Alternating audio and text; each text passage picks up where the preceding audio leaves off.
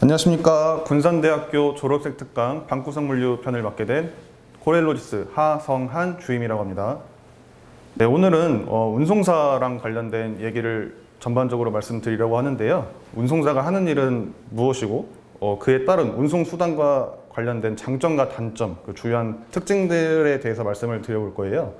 그리고 코로나가 이슈화되면서 운송사랑은 과연 어떠한 이슈가 되는지 그거에 대해서 한번 말씀을 드려보고자 합니다. 네, 첫 번째, 운송사는 단순히 그냥 운송만 하는 것이 아니라 화주의 요구에 따른 이제 지정된 반입지나 도착지에 이제 정확한 시간과 기간 내에 안전하고 이제 빠르게 운송을 제공하는 서비스 회사라고 보시면 됩니다. 운송사랑 관련된 항목들이 좀 있는데요. 그 중에서 우선 포워더는 이제 화주 측과 운송사 간의 중개자 같은 역할을 합니다. 이게 무슨 말이냐면은 화주 측에서 운송사한테 요구하고자 하는 게 있으면 포워더 측에 말씀을 하셔서 포워더 분이 운송사 측에 전달을 하는 역할을 하고 있고요.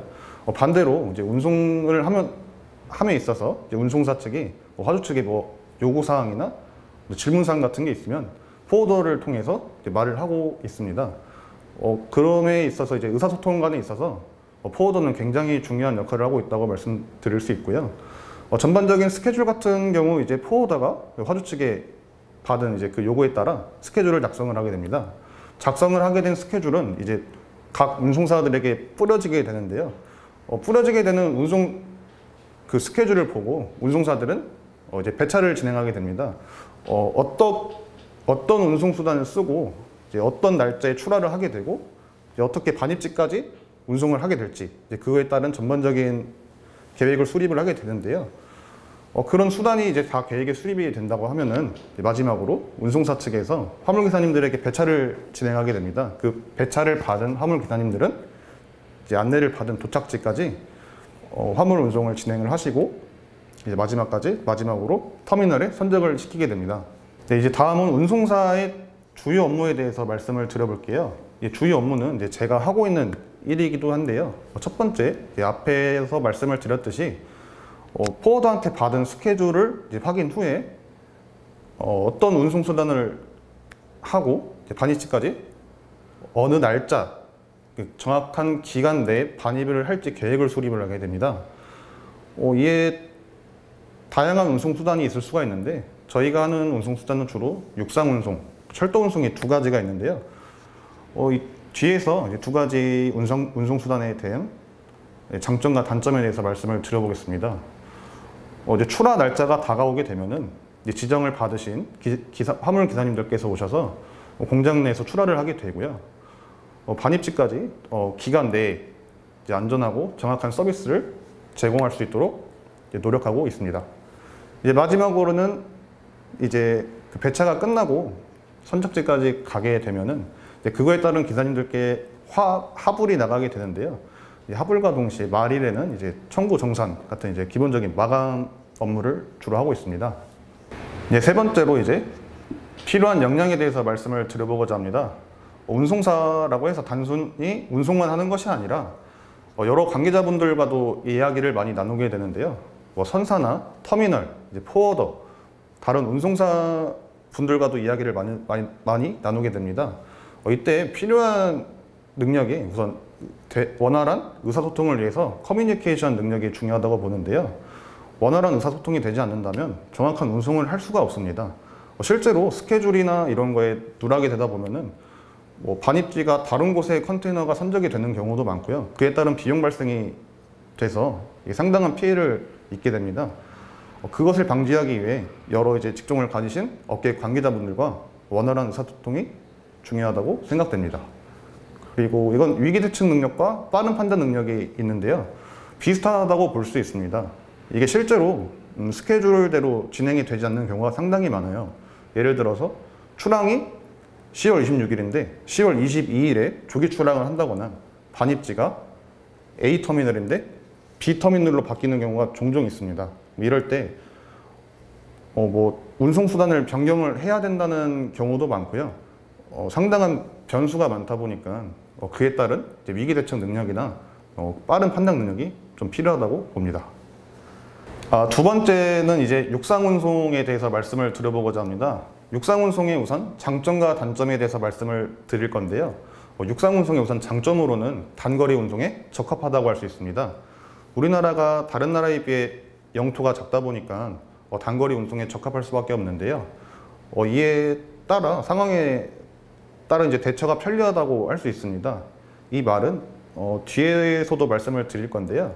철도 운송으로 만약에 진행을 할 시 이미 철도 CY에 적재되어 있는 컨테이너를 긴급하게 빼놓을 수가 없어요. 이게 무슨 말이냐면 갑자기 변경된 반입지나 출항이 갑자기 앞당겨진 스케줄이 있으면 그에 따라 이제 대처가 필요한데 철도 운송을 진행할 시에는 이제 그 상황의 대처가 좀 불편할 수가 있습니다. 근데 그에 반해 철도 운송에 반해 이제 육상 운송은 변수에 강하다고 볼 수 있습니다.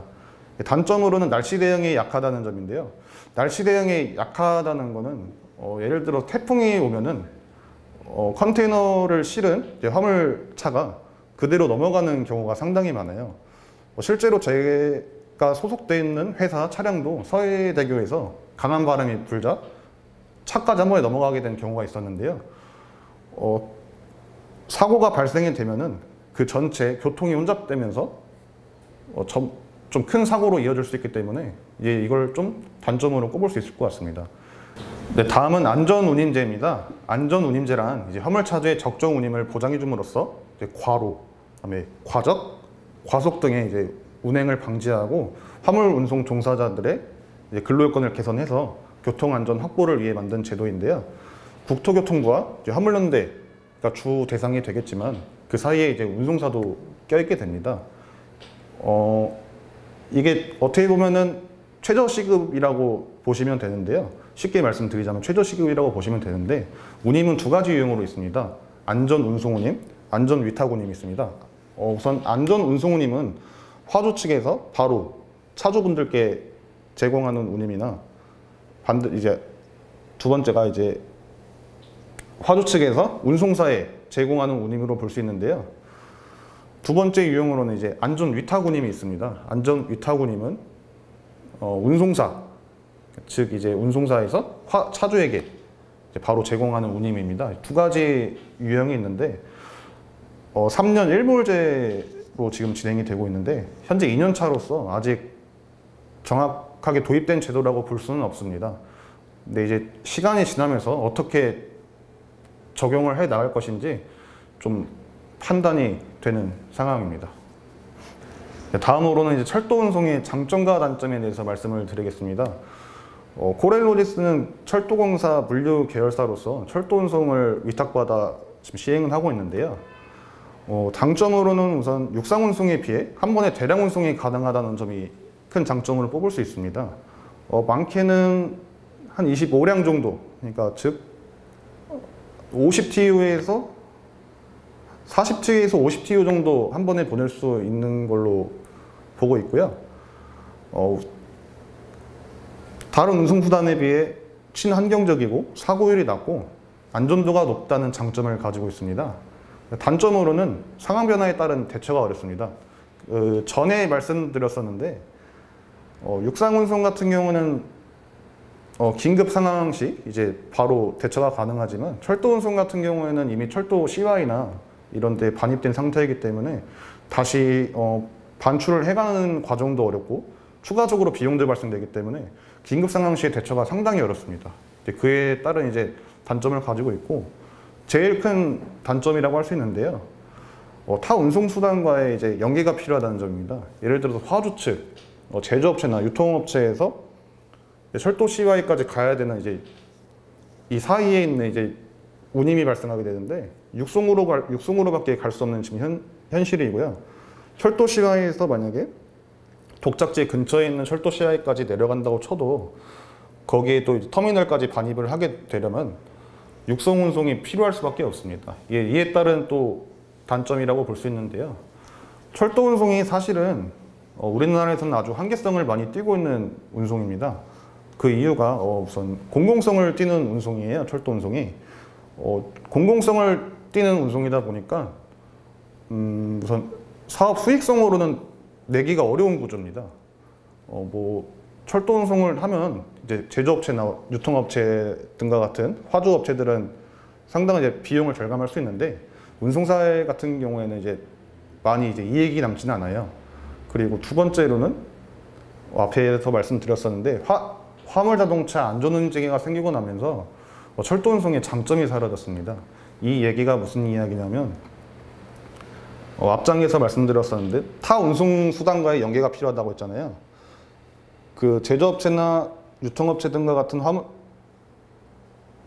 화주 측에서 이제 철도 시와이까지 가는 육상 운송이 필요한데 그 육상 운송 운임이 올라가게 되면서 전체적인 철도 운임이 올라갈 수 있다고 보시면 됩니다.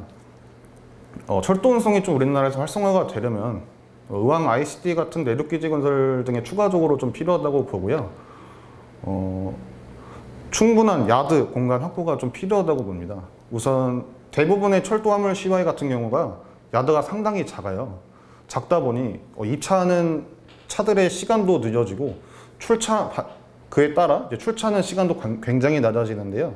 이게 문제가 뭐냐면 회전이 돼야 이제 또 반입을 하고 반출을 해 가는데 이 속도가 늦어지다 보니까 물류의 흐름에 있어서 좀 많이 막혔다라고 볼 수 있습니다.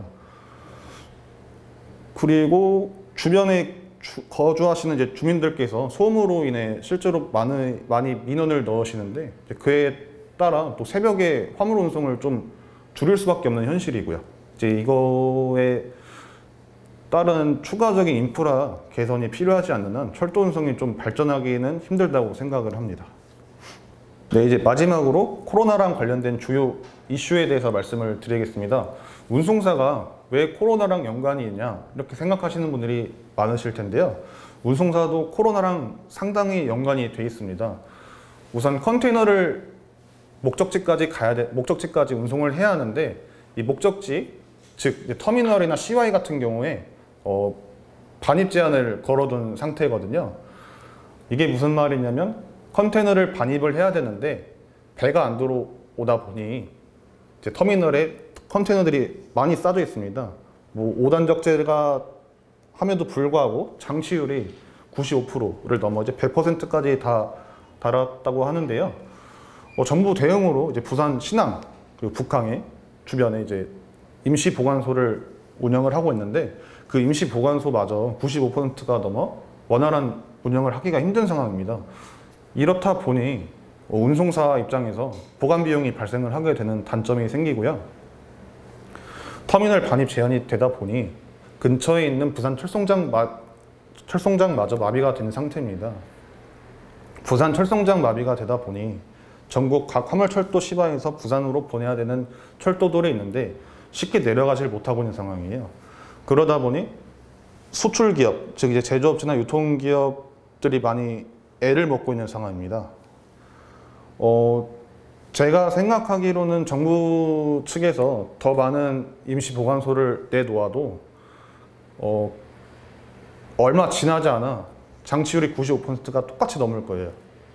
그러니까 이게 미국발에서 시작된 코로나 영향인데 우선 미국에서 풀려야만 우리나라도 점차 풀리지 않을까 생각하고 있습니다. 두 번째는 영국의 주유 대란입니다. 요즘 세계 뉴스를 많이 보시게 되면은 영국에 기름이 없어서 큰 파장이 일어났는데요. 실제로 영국 말고도 폴란드, 이제 프랑스 같은 유럽 국가들이 많이 기름 대란이 일어나고 있습니다. 예를 들어서 화물 운송사들이 이제 기름을 날려야 되는데 영국과 더불어 이제 많은 유럽 국가들의 화물 운송사들이 코로나에 걸려서 운송을 할 수 없게 된 상태인데요. 지금 현재 상황으로 40만 명 정도가 코로나에 걸려서 운송을 할 수 없는 상태라고 합니다. 영국이 빨리 온 이유는 코로나19 때문이기도 한데 브렉시트랑도 이제 관련이 있는데요. 브렉시트란 이제 영국의 유럽연합 탈퇴를 뜻하는 단어입니다. 코로나19로 관련해서 대형 면허, 이제 면허를 딸 수 있는 그런 장소가 많이 폐업을 한 상태예요. 코로나 때문에. 이제 그에 따라 영국에서 이제 화물 운송사 시험을 보고 싶어도 볼 수가 없는 상태라고 합니다. 이에 따른 지금 유럽연합과 이제 영국 등 각 유럽 전역에 비상이 걸린 상태인데요. 이게 과연 유럽에서만 끝날지 아니면 우리나라에서 넘어와 우리나라도 똑같은 상황이 될지는 좀 더 두고 봐야 알 것 같습니다. 네, 이것으로 제 발표를 마치겠습니다. 감사합니다.